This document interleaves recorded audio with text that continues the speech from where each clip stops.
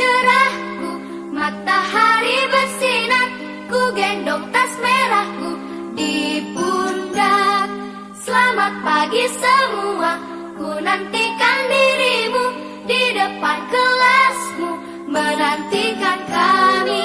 Guruku tersayang, guru tercinta, tanpamu apa jadinya aku? Tak bisa baca tulis, mengerti banyak hal. Guruku, terima kasihku. Nyatanya diriku kadang buatmu marah, namun segala maaf kau berikan.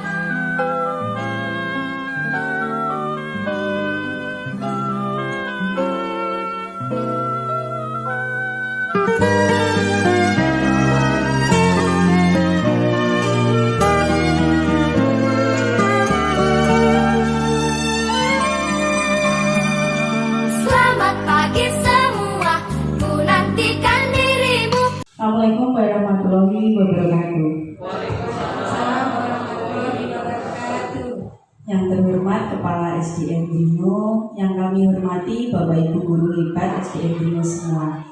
Pertama-tama, marilah kita senantiasa memanjatkan rasa syukur kehadiran Allah SWT karena berkat rahmat, hidayah dan inayahnya pada pagi hari ini kita bisa berkumpul di sini dalam keadaan sehat walafiat, tak kurang suatu apa. Bapak Ibu yang kami hormati, hari ini kami memohon izin dan terima kasih juga kami ucapkan atas partisipasinya berkenan hadir di sini dalam rangka diseminasi sosialisasi budaya positif oleh Ibu Sriani. Sebelum kita memulai acara pada pagi hari ini, mari kita berdoa dengan mengucap basmalah bersama-sama. Bismillahirrahmanirrahim. Selanjutnya langsung kita mulai saja acara diseminasi pada pagi hari ini. Kepada Ibu narasumber, Ibu Sriani, kami persilakan. Ya, terima kasih. Assalamualaikum warahmatullahi wabarakatuh. Waalaikumsalam warahmatullahi wabarakatuh. Selamat pagi Bapak Ibu guru hebat. Terima kasih saya ucapkan atas partisipasinya dalam rangka mengikuti diseminasi budaya positif ini. Sebelumnya perkenalkan, nama saya Sriani dari SDN Brimo, Kecamatan Todanan, Kabupaten Blora, CDP Angkatan 5.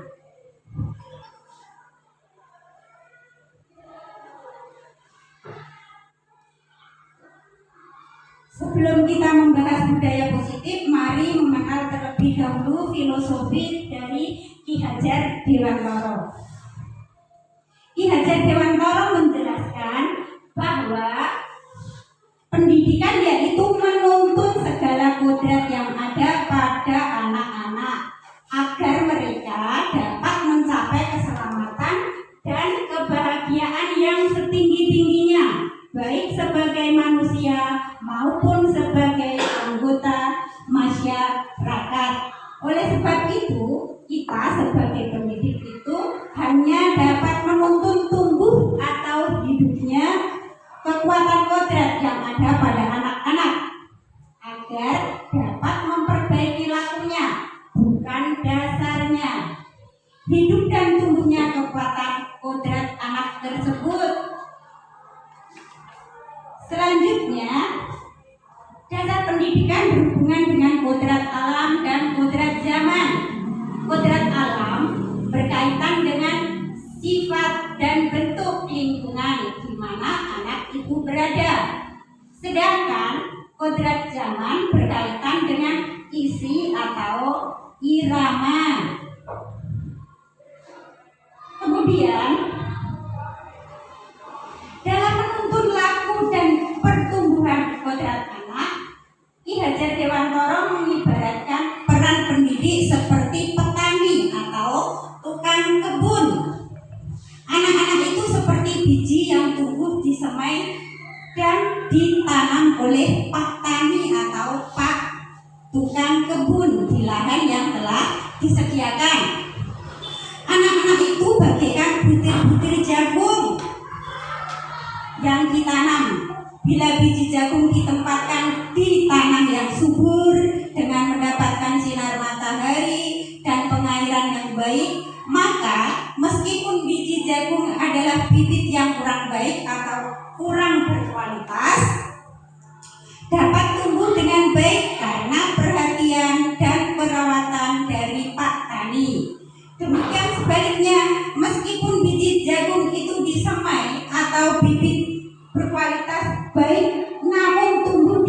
yang gersang dan tidak mendapatkan pengairan dan cahaya matahari serta dingin tangan Pak Tani, maka biji jagung itu mungkin tumbuh namun tidak tumbuh secara optimal.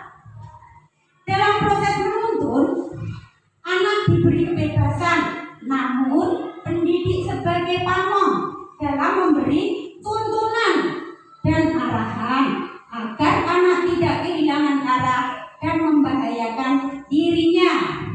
Seorang pamong dapat memberikan tuntunan agar anak dapat menemukan kemerdekaan untuk mempengaruhi kemerdekaan anak lain. Oleh sebab itu, tuntunan seorang guru mampu mengelola dirinya untuk hidup bersama dengan orang lain, menjadi manusia dan anggota masyarakat. Kemudian dasar pendidikan anak berhubungan dengan kodrat alam dan kodrat zaman. Kodrat alam berkaitan dengan sifat dan bentuk lingkungan di mana anak berada. Sedangkan kodrat zaman berkaitan dengan isi dan irama. Ki Hajar Dewantara menegaskan bahwa didiklah anak-anak dengan cara yang sesuai dengan tuntunan alam dan zamannya sendiri. Artinya, cara belajar dan interaksi murid abad ke-21 tentu sangat berbeda dengan para murid yang di pertengahan dan akhir abad 20. Muatan atau konten dari pengetahuan yang diadopsi sejatinya tidak bertentangan dengan nilai-nilai manusia dan konteks sosial yang ada di Indonesia. Kekuatan sosial budaya Indonesia yang beragam dapat menjadi kekuatan alam dan zaman dalam mendidik atau menuntun kekuatan kodrat anak. Kekuatan alam Indonesia dengan memiliki dua musim, yaitu musim penghujan dan musim kemarau, serta bentangan alam mulai dari pesisir sampai hingga pegunungan memiliki keragaman dan memaknai dan menghayati hidup. Demikian pula dengan zaman yang terus berkembang dinamis mempengaruhi cara pendidik menuntun para murid. Selanjutnya Bapak Ibu, budaya positif. Mohon maaf saya sambil duduk ya.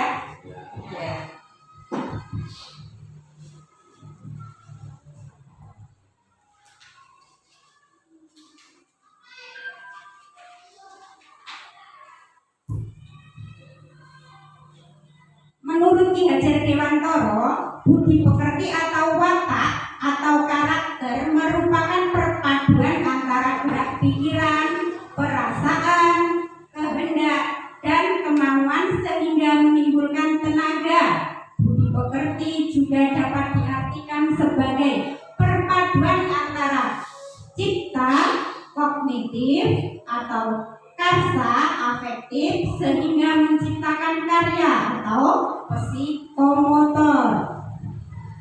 Ki Hajar Dewantara menjelaskan, keluarga menjadi tempat yang utama dan paling baik untuk melatih pendidikan sosial dan karakter baik bagi seorang anak.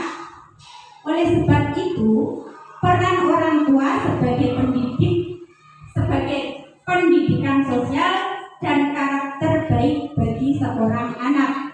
Oleh sebab itu, peran orang tua sebagai guru, penuntun, pemberi teladan menjadi sangat penting dalam pertumbuhan karakter dari anak. Budi pekerti merupakan keselarasan atau keseimbangan hidup antara cipta, rasa, karsa, dan karya. Keselarasan hidup anak dilatih melalui pemahaman kesadaran diri yang baik tentang karya,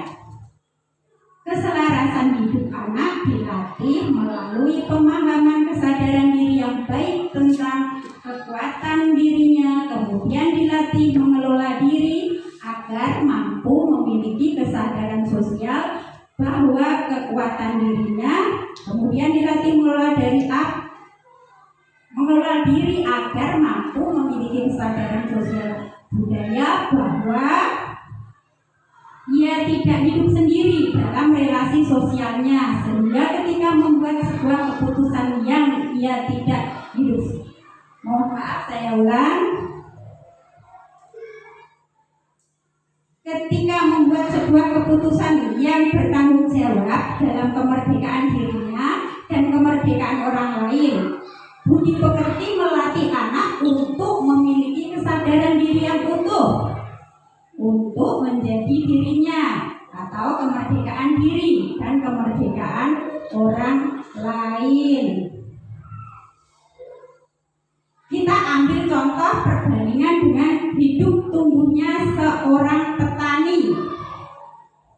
Hakikatnya sama kewajibannya dengan seorang pendidik. Petani itu kewajibannya sama dengan Bapak Ibu guru sekalian ya, sama dengan para pendidik.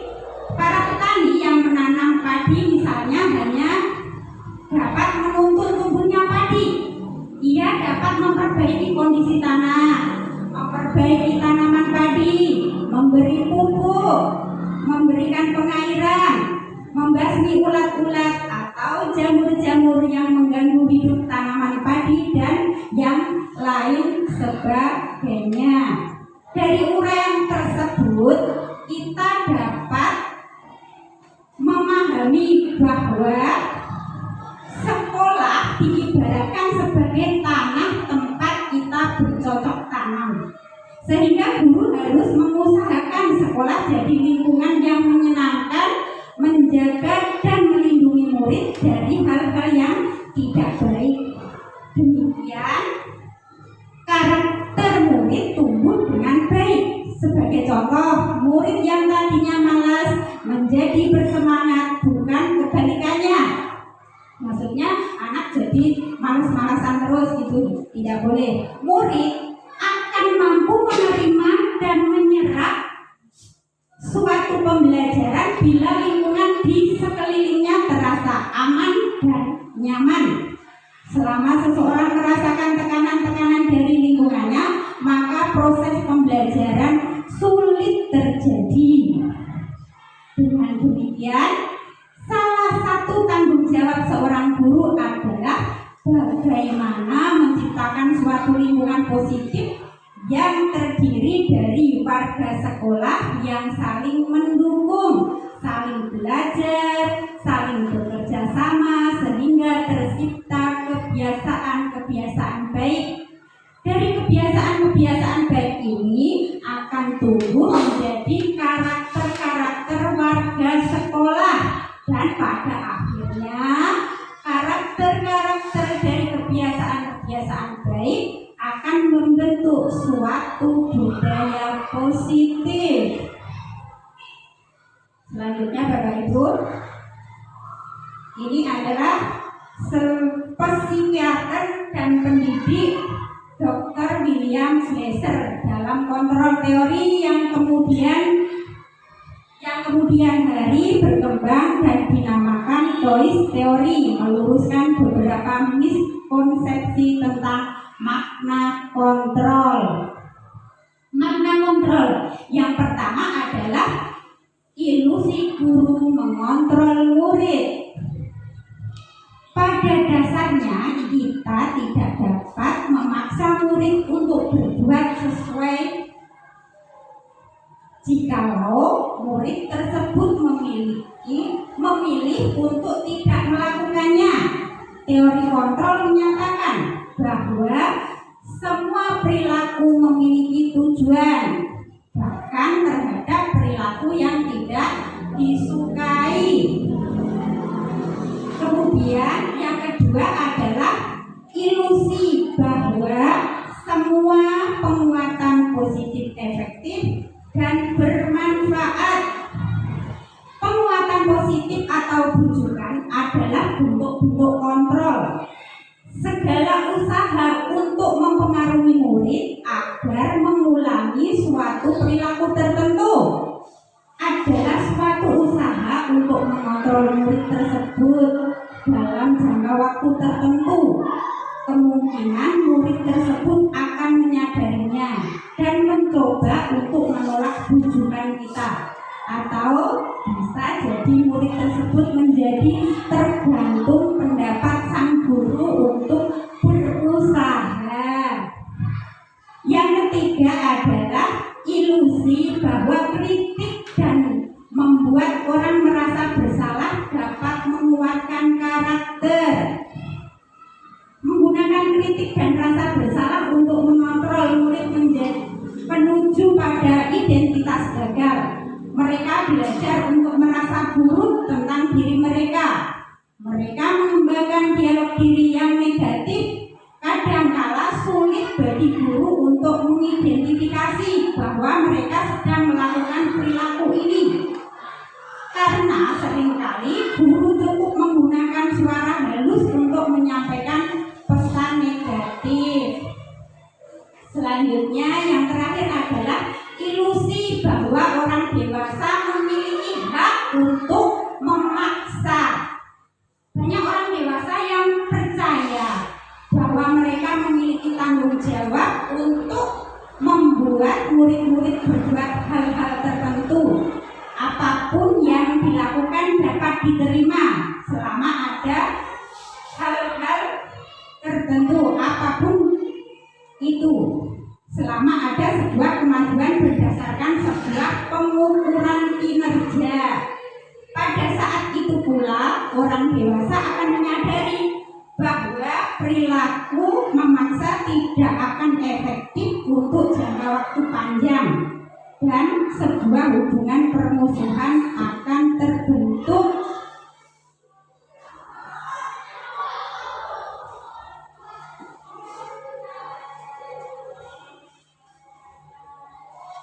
Kemudian, bagaimana seseorang bisa berubah dari paradigma stimulus respon kepada pendekatan teori kontrol? Stephen R. Covey, Principle Center Leadership 1991 mengatakan bahwa bila kita ingin membuat kemajuan perlahan, sedikit-sedikit, ubahlah sikap atau perilaku Anda. Namun, bila kita ingin memperbaiki cara-cara utama kita, maka kita perlu mengubah kerangka acuan kita. Ubahlah bagaimana Anda melihat dunia, bagaimana Anda berpikir tentang manusia. Ubahlah paradigma Anda, skema pemahaman, dan penjelasan aspek-aspek tertentu tentang realitas. Selanjutnya,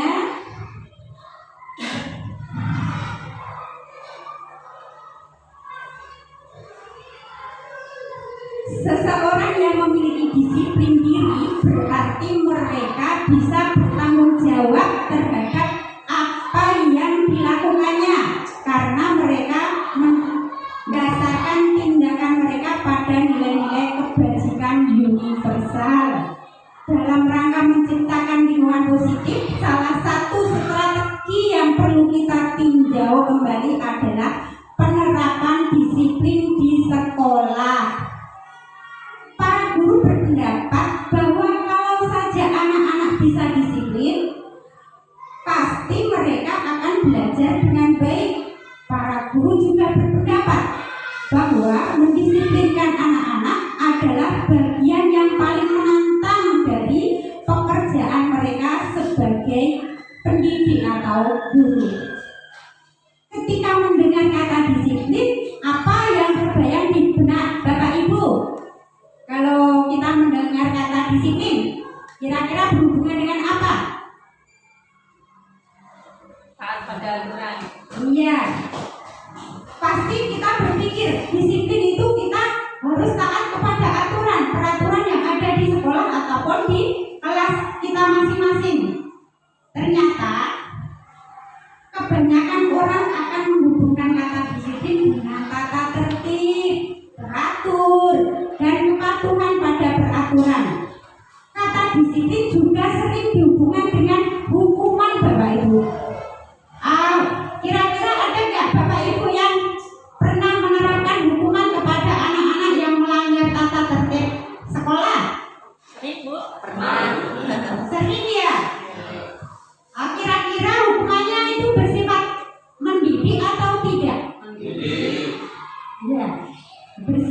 mendidik tentunya. Padahal itu sungguh berbeda hukuman itu, karena belajar tentang disiplin positif itu tidak harus dengan memberi hukuman Bapak Ibu. Justru itu adalah salah satu alternatif terakhir, dan kalau perlu tidak digunakan sama sekali.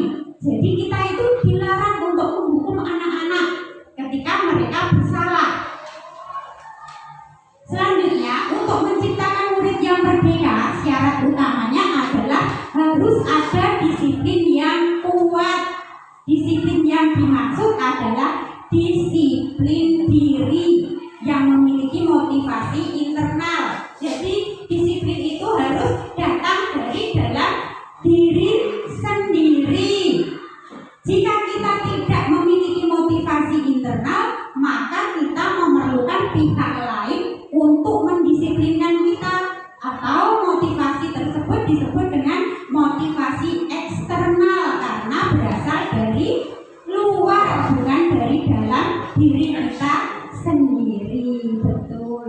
Sebagai pendidik, tujuan kita adalah menciptakan anak-anak yang memiliki disiplin diri, sehingga mereka bisa berperilaku dengan mengacu pada nilai-nilai kebajikan universal dan memiliki motivasi intrinsik bukan ekstrinsik. Jadi yang diutamakan adalah intrinsiknya.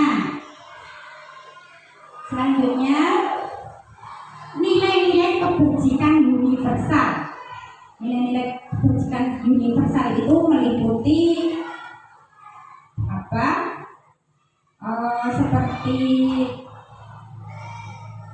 payung besar dari sikap dan perilaku kita, atau nilai-nilai ini merupakan fondasi kita berperilaku. Nilai-nilai kebajikan adalah sifat-sifat positif manusia yang merupakan tujuan mulia yang ingin dicapai setiap individu. Salah satunya adalah nilai-nilai kebajikan yang ingin dicapai oleh setiap anak Indonesia yang kita kenal dengan profil pelajar Pancasila. Ya, kemarin Bapak Ibu untuk kelas 1 dan kelas 4 kan kurikulumnya sudah kurikulum merdeka. Jadi sepertinya kita mendidiknya harus bertumbuh pada profil pelajar Pancasila. Ya, betul. Profil pelajar Pancasila itu meliputi beriman dan bertakwa kepada Tuhan Yang Maha Esa dan berakhlak mulia, mandiri, bernalar kritis, berkebinekaan global, bergotong royong dan kreatif. Kita lanjutkan slide selanjutnya, motivasi perilaku manusia.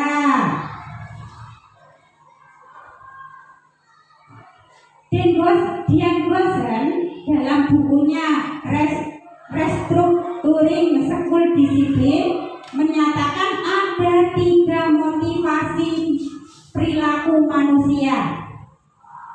Yang pertama, untuk menghindari ketidaknyamanan atau hukuman. Ini adalah tingkat terendah dari motivasi perilaku manusia.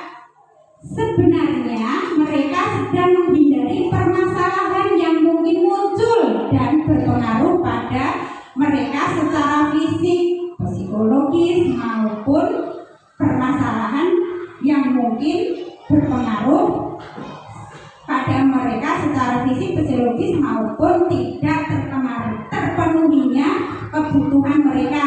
Bila mereka tidak melakukan tindakan tersebut, motivasi ini bersifat eksternal. Yang kedua adalah untuk mendapatkan imbalan atau penghargaan dari orang lain. Mereka melakukan sebuah tindakan untuk mendapatkan pujian dari orang lain yang menurut mereka penting dan mereka letakkan dalam dunia berkualitas mereka. Mereka juga melakukan sesuatu untuk mendapatkan hadiah, pengakuan atau imbalan. Motivasi ini juga bersifat eksternal. Ini yang terakhir yang ketiga ini untuk menjadi orang yang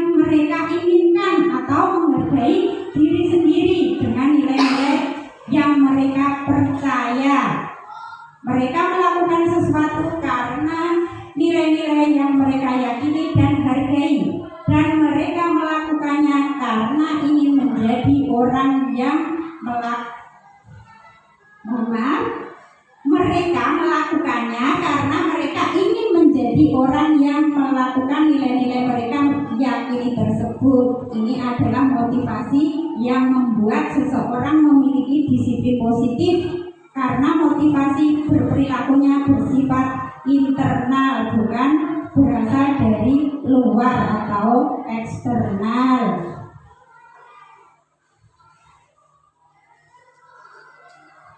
Selanjutnya, untuk membentuk budaya positif, salah satu yang dapat dilakukan adalah membuat keyakinan kelas, karena menekankan pada keyakinan seseorang akan lebih memotivasi seseorang dari dalam.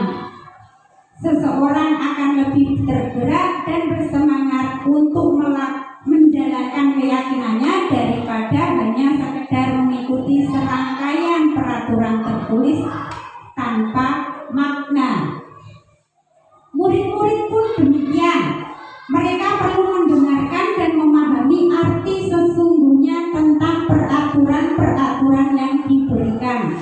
Apa nilai-nilai kebajikan di balik peraturan tersebut? Apa tujuan utamanya?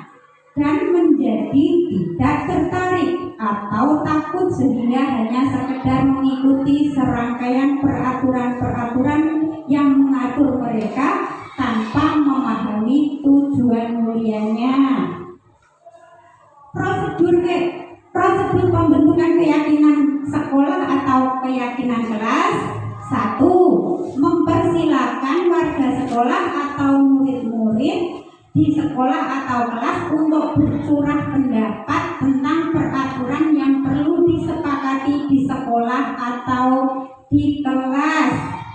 Yang kedua, mencatat semua masukan-masukan dari para murid atau warga sekolah di papan tulis atau di kertas besar seperti kertas ukuran poster, di mana semua anggota kelas atau warga sekolah bisa melihat hasil curah pendapat tersebut.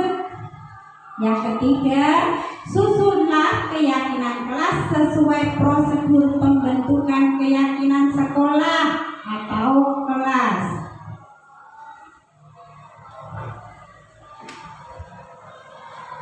Contohnya, gantilah kalimat-kalimat dalam bentuk negatif menjadi positif.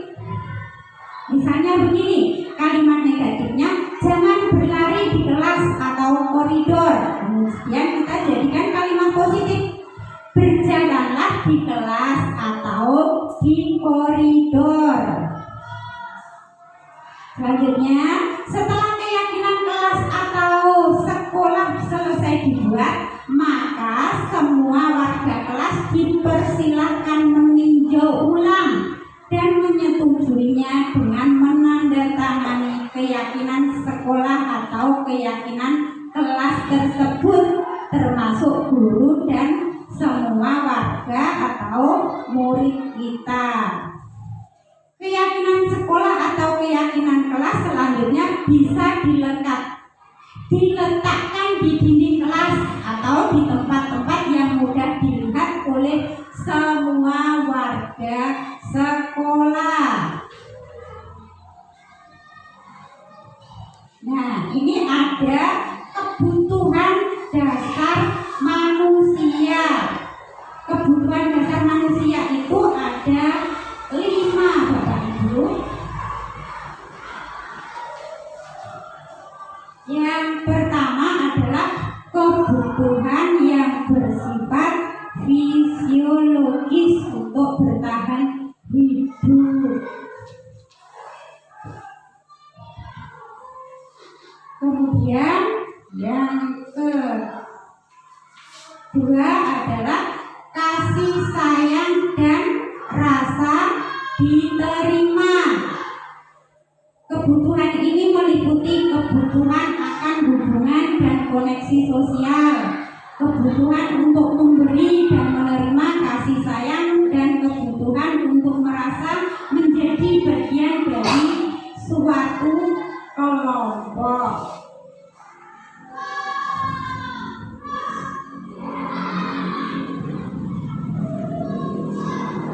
Selanjutnya adalah penguasaan. Penguasaan di sini berhubungan dengan kekuatan untuk mencapai sesuatu, menjadi kompeten, menjadi terampil, diakui atas prestasi dan keterampilan kita didengarkan dan memiliki rasa harga diri. Dan selanjutnya adalah penguasaan ini menginginkan pilihan. Mereka perlu banyak bergerak, suka mencoba-coba. Yang terakhir adalah kebutuhan akan kesenangan. Di sini suka permainan dan suka mengoleksi barang, suka bergurau. Ada juga anak yang suka melucu dan juga menggemaskan. Jadi di sini tadi adalah sesuai dengan pendapat dari Glaser, menyatakan kapasitas untuk berubah ada di dalam diri kita. Jika kita dapat mengidentifikasikan kebutuhan apa yang mendorong perilaku kita, maka perubahan perilaku positif dapat dimulai dengan mencari solusi untuk memenuhi kebutuhan tertentu dengan cara yang positif.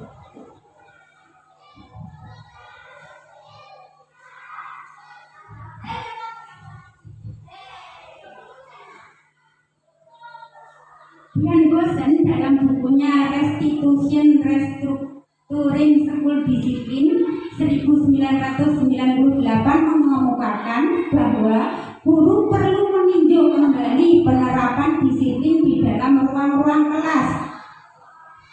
Mohon maaf, di ruang-ruang kelas mereka selama ini, apakah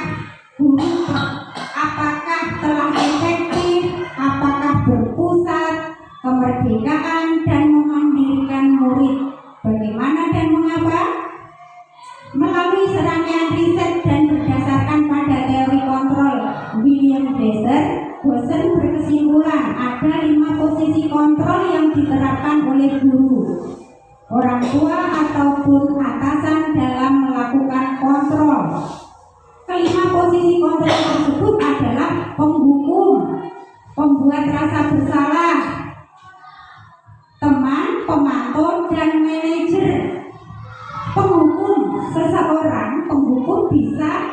Seorang penghukum bisa menggunakan hukuman fisik maupun hukuman verbal. Orang-orang yang menjalankan posisi penghukum senantiasa mengatakan bahwa sekolah memerlukan sistem atau alat yang dapat lebih menekan murid-murid lebih dalam lagi. Guru-guru yang menerapkan posisi penghukum akan berkata, patuhilah aturan saya, atau awas, kamu selalu saja bersalah, selalu yang terakhir selesai. Itu seringkali kita ucapkan ya Bapak Ibu. Biasanya dia misalnya sering ramai di kelas, kalau lagi guru mengajar, kenapa selalu ramai sendiri? Itu kadang kan secara refleks ya kita mengatakan seperti itu. Itu sebetulnya tidak boleh Bapak Ibu. Terus pembuat merasa bersalah. Pada posisi ini biasanya guru akan bersuara lebih lembut. Pembuat rasa bersalah akan menggunakan kebeningan yang membuat orang lain merasa tidak nyaman, bersalah atau rendah diri. Nah, ini juga kadang saya juga menggunakan ini. Kalau anak-anak semua ramai, biasanya saya cuma memandangi mereka, saya hanya diam. Hanya saya memandang mereka, diam saja. Lama-lama mereka akan terdiam sendiri. Jadi mereka merasa bersalah. Kita tidak harus menggunakan suara yang keras, hanya cukup memandangnya saja. Kata-kata yang keluar dengan lembut akan seperti ibu. sangat kecewa. Begini contohnya, ibu sangat kecewa sekali dengan kamu. Berapa kali bapak ibu harus memberitahu kamu ya? Gimana coba kalau orang tua kamu tahu kamu berbuat begini? Nah, biasanya ini untuk anak-anak yang nakal. Biasanya kita juga berkata, apa? Kamu kok nakal sekali? Terus kita juga kadang nanti aku bilang sama orang tua kamu. Biasanya kita juga mengancam seperti itu ya. Iya.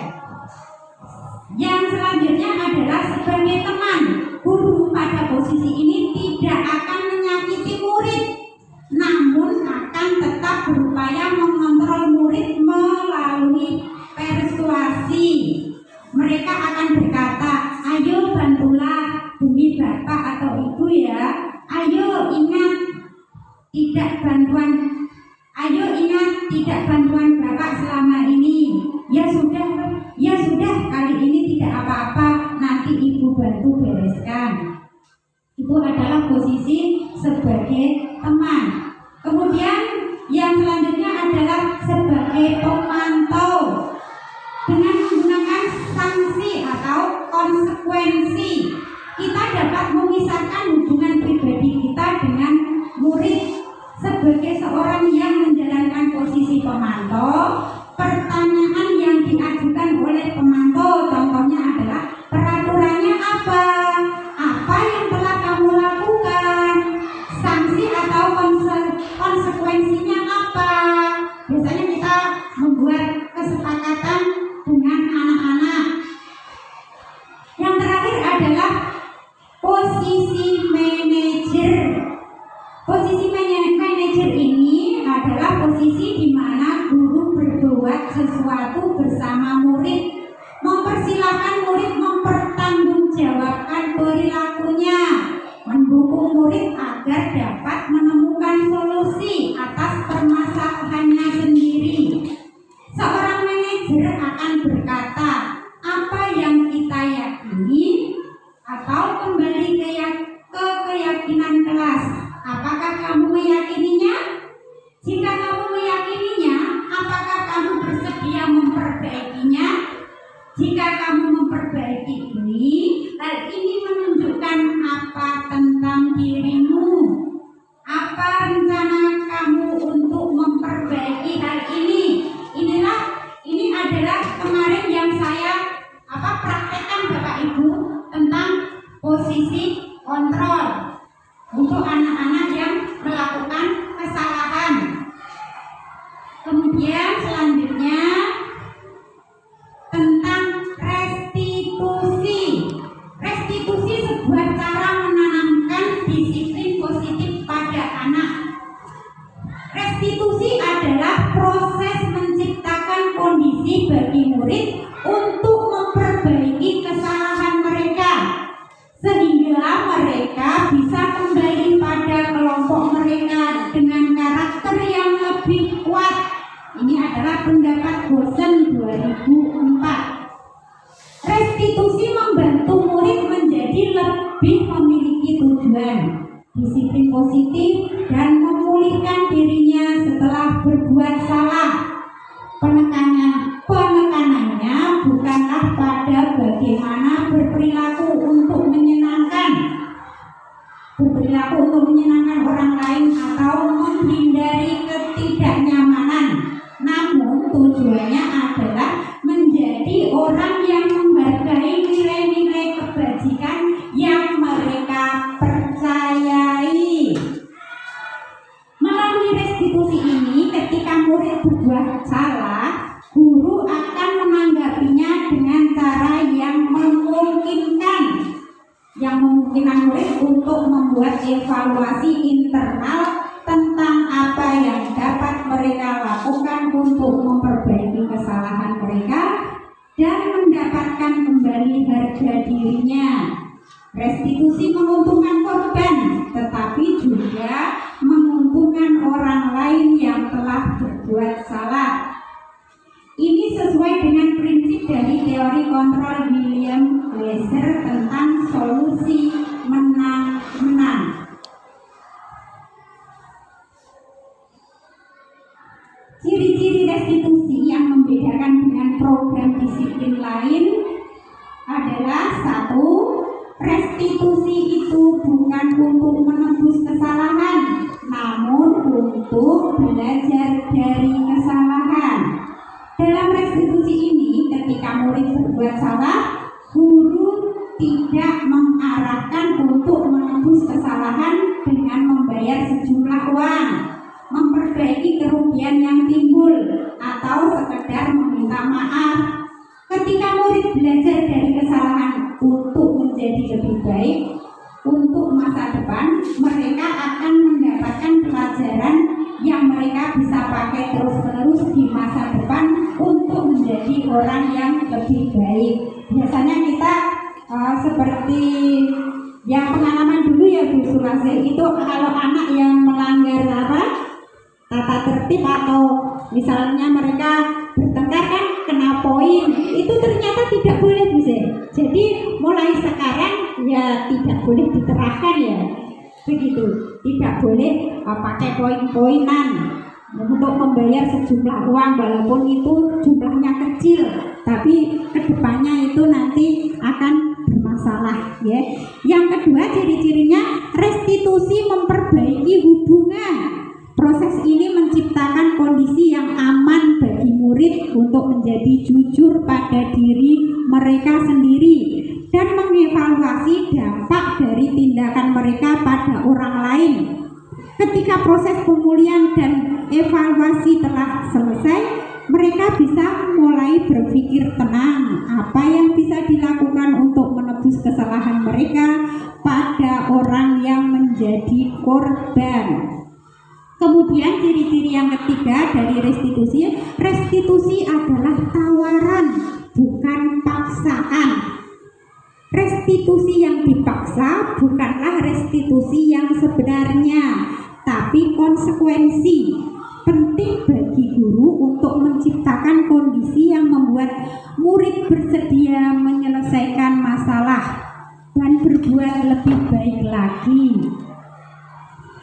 Dengan berkata, tidak apa-apa kok, berbuat salah itu manusiawi. Semua orang pasti pernah berbuat salah. Itu adalah ciri-ciri yang ketiga. Kemudian ciri-ciri selanjutnya, restitusi itu menuntun untuk melihat ke dalam diri. Ketika murid sudah dibimbing untuk mengeksplorasi orang seperti apa yang mereka inginkan, guru bisa mulai bertanya tentang kejadiannya. Seberapa sering hal ini terjadi, apa yang dilakukan, ia berada di mana. Murid tidak akan berbohong pada guru. Kemudian ciri selanjutnya, restitusi mencari kebutuhan dasar yang mendasari tindakan. Untuk membantu murid mengenali kebutuhan dasarnya, guru bisa meminta mereka mengenali perasaan mereka. Mereka sedih dan kesepian, menunjukkan adanya kebutuhan cinta dan kasih sayang yang tidak terpenuhi. Perasaan dipaksa atau terlalu banyak beban menunjukkan kurangnya kebutuhan akan kebebasan. Perasaan takut akan kelelahan, kelaparan menunjukkan pada kita kalau kita merasa tidak aman. Perasaan bosan menunjukkan kurang terpenuhinya kebutuhan akan kesenangan. Ciri selanjutnya adalah restitusi diri adalah cara yang paling baik. Dalam restitusi diri, murid belajar untuk mengubah kebiasaan dari kecenderungan untuk mengomentari orang lain menjadi mengomentari diri sendiri. Dr. William Glasser menyatakan orang yang bahagia akan mengevaluasi diri sendiri. Orang yang tidak bahagia akan mengevaluasi orang lain.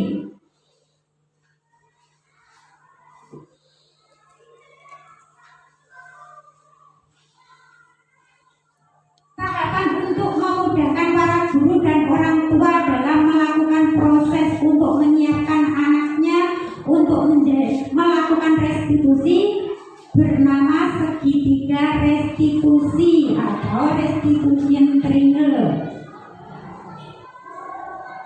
Segitiga restitusi ini meliputi satu, menstabilkan identitas. Bagian dasar dari segitiga restitusi ini bertujuan untuk mengubah identitas anak dari orang yang gagal karena melakukan kesalahan menjadi orang yang sukses. Kalau kita ingin ia menjadi reflektif, maka kita harus meyakinkan si anak tersebut dengan cara mengatakan kalimat-kalimat ini. Berbuat salah itu tidak apa-apa. Tidak ada manusia yang sempurna. Saya juga pernah melakukan kesalahan seperti itu. Kita bisa menyelesaikan ini. Bapak atau ibu tidak tertarik mencari siapa yang salah, tapi bapak ibu ingin mencari solusi dari permasalahan ini. Kemudian yang kedua dari segi restitusi ini adalah validasi tindakan yang salah atau validate the misbehavior. Menurut teori kontrol, semua tindakan manusia baik atau buruk pasti memiliki maksud atau tujuan tertentu. Kita mungkin tidak suka sikap seorang anak yang terus-menerus merengek, tapi bila sikap itu mendapat perhatian kita, maka itu telah memenuhi kebutuhan anak tersebut. Kalimat-kalimat di bawah ini mungkin terdengar asing bagi guru, namun bila dikatakan dengan nada tanpa menghakimi akan memvalidasi kebutuhan mereka. Padahal kamu bisa melakukan yang lebih buruk dari ini ya. Kamu pasti punya alasan mengapa melakukan hal itu. Kamu patut bangga pada diri sendiri karena kamu telah melindungi sesuatu yang penting buatmu. Yang terakhir dari segitiga restitusi ini adalah menanyakan keyakinan. Teori kontrol mengatakan bahwa kita pada dasarnya termotivasi secara internal. Ketika identitas sukses telah tercapai, ya itu langkah satu, dan tingkah laku yang salah telah divalidasi yang terletak di langkah 2 tadi, maka anak akan siap untuk dihubungkan dengan nilai-nilai yang dia percaya dan berpindah menjadi orang yang dia inginkan. Pertanyaan-pertanyaan di bawah ini menghubungkan keyakinan anak dengan keyakinan kelas atau keluarga. Apa yang kita percaya sebagai kelas atau keluarga? Apa nilai-nilai umum yang kita telah sepakati? Apa bayangan kita tentang kelas yang ideal? Kamu mau jadi orang yang seperti apa? Nah, ini tadi adalah dari langkah-langkah segitiga restitusi. Demikian Bapak Ibu pemaparan materi budaya positif dari saya. Apabila ada kurang dan lebihnya saya mohon maaf. Sekarang sesi selanjutnya adalah sesi tanya jawab atau tanggapan. Dipersilakan Bapak Ibu yang mau memberikan pertanyaan atau tanggapan tentang materi yang sudah saya sampaikan tadi, kami persilakan.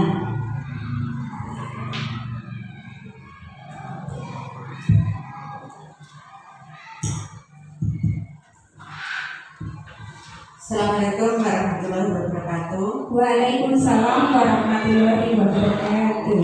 Terima kasih waktu yang diberikan pada kami.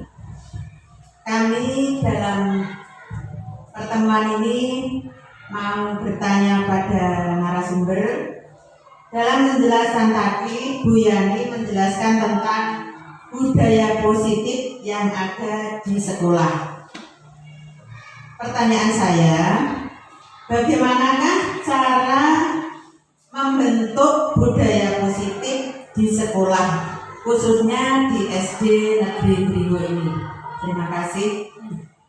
Ya, terima kasih untuk pertanyaan dari Bu Sulasi. Saya akan mencoba menjawabnya. Cara untuk membentuk budaya positif di sekolah, terutama di SD kita, SDN Dringo, yang pertama adalah pelihara dan jaga budaya daerah. Karena budaya daerah merupakan akar dari budaya nasional. Dengan menjaga dan memelihara budaya daerah yang merupakan identitas dari suatu kelompok masyarakat, itu artinya kita sudah membantu memelihara budaya positif di sekolah. Yang kedua, budayakan 5S. 5S itu apa saja Bapak Ibu? Senyum, salam, sapa, terus sopan dan santun. Ya, budaya 5S slogan ini dapat dibuat poster yang bisa ditempel di tempat-tempat yang strategis sehingga dapat dibaca oleh semua orang. Sehingga setiap kali membaca diharapkan dapat menjadi pengingat untuk secara konsisten dan kontinu dalam menerapkan budaya 5S tersebut. Ya, karena adanya COVID kemarin kan budaya 5S itu sudah agak berkurang ya Bapak Ibu. Kita adalah kadang-kadang anak-anak itu tidak mau salim, ya, senyum, ya senyumnya tidak kelihatan, mereka langsung lari saja masuk ke dalam kelas, gitu. Salimnya karena dilarang pada waktu COVID. Nah, mulai sekarang karena COVID-19-nya ini sepertinya sudah hilang dari dari lingkungan dari dunia, ya, dari Indonesia ya. Maka mulai sekarang kita budayakan 5S tersebut. Kita mulai dari diri kita dulu ya. Bapak Ibu tolong ngasih teladan dulu, ngasih contoh dulu ya. Mulai sekarang karena COVID-nya sudah hilang.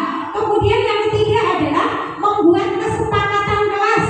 Jika setiap kelas membuat kesepakatan kelas, maka akan membuat anak berperilaku positif tanpa adanya paksaan atau hukuman.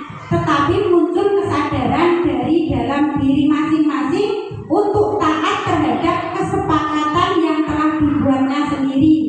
Jika hal ini dapat berjalan, maka menumbuhkan budaya positif yang ada di sekolah. Ini saya akan mulai dari diri saya sendiri dan kelas saya sendiri. Saya sudah membuat budaya 5S, tinggal saya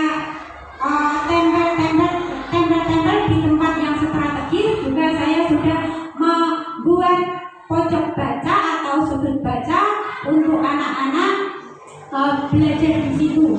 Mulai untuk masuk kelas, biasanya anak-anak ramai bermain sendiri di luar, mungkin mereka bisa membaca-baca di sudut baca. Begitu Bu Sen, mungkin sudah cukup jawaban dari saya. Cukup, terima kasih atas penjelasan dari Bu Yani.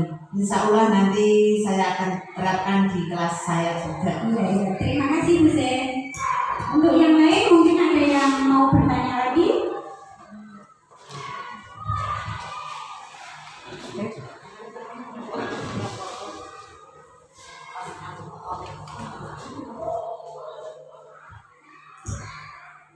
Assalamualaikum warahmatullahi wabarakatuh.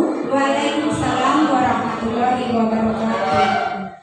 Dalam presentasi yang ditayangkan Bu Yani menjelaskan bahwa dari ketiga metode penanganan murid yang terbaik adalah restitusi. Apakah restitusi selalu dapat menyelesaikan masalah? Tolong jelaskan alasannya. Ya. Ya, terima kasih untuk Bu Ning atas pertanyaannya.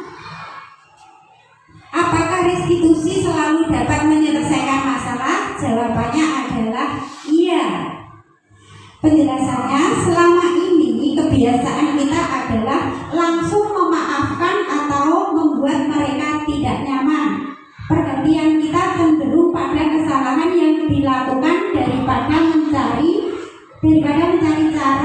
diri mereka untuk memperbaikinya.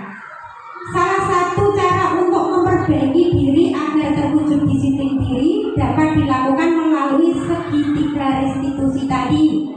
Melalui restitusi kita dapat membantu murid menjadi lebih memiliki tujuan, disiplin positif, serta memulihkan dirinya ketika berbuat salah. Tadi kan ada 3 tindakan restitusi tadi. Yang pertama tadi kan menstabilkan identitas. Kita semua akan melakukan hal terbaik yang bisa kita lakukan.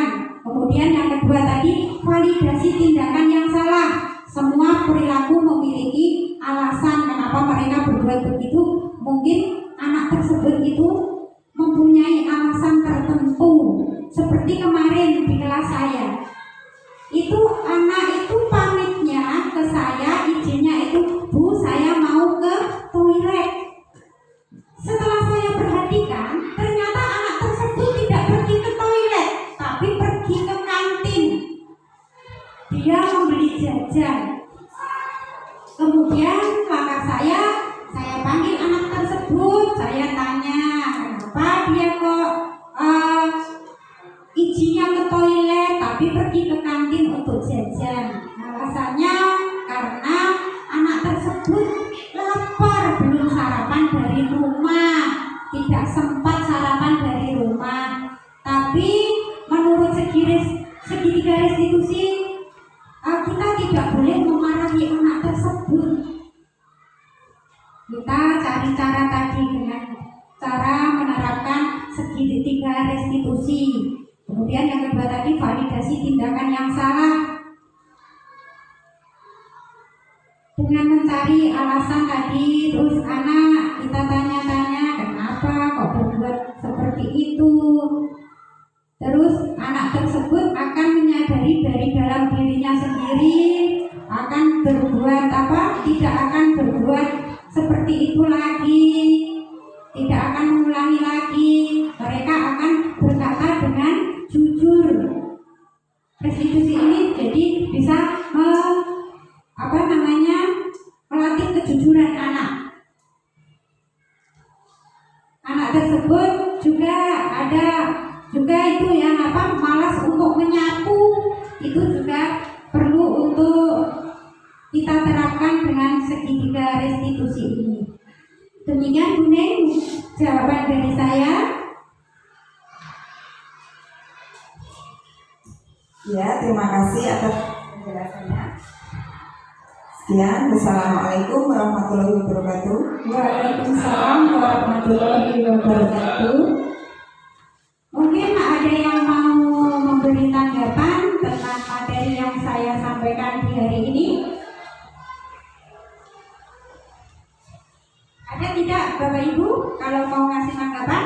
Kalau tidak ada yang memberikan tanggapan, saya mengucapkan banyak terima kasih karena Bapak Ibu telah sudi menyempatkan waktunya untuk mengikuti acara diseminasi budaya positif dalam rangka memenuhi modul 1.4 guru penggerak tentang budaya positif. Sekali lagi saya mengucapkan banyak terima kasih.